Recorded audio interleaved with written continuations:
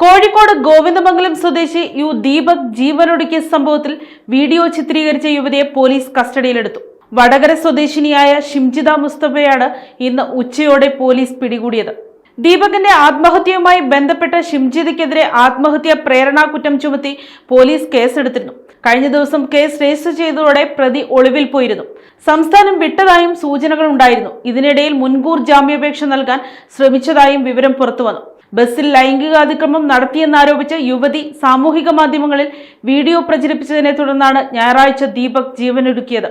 ദീപകിന്റെ അമ്മ കന്യക മകനെ അപമാനിച്ചുവെന്നാരോപിച്ച് തിങ്കളാഴ്ച രാവിലെ സിറ്റി പോലീസ് കമ്മീഷണർക്ക് പരാതി നൽകിയിരുന്നു. യുവതി മനഃപൂർവ്വം നടത്തിയ ക്രൂരവും അന്യായവുമായ പ്രവൃത്തിയാണ് മകന്റെ മരണത്തിനിടയാക്കിയതെന്നും പരാതിയിൽ ആരോപിച്ചു. സംഭവത്തിൽ യുവതിക്കെതിരെ നടപടി ആവശ്യപ്പെട്ട വിവിധ രാഷ്ട്രീയ നേതാക്കളും രംഗത്തെത്തിയിരുന്നു. News desk, Kottarakkara media.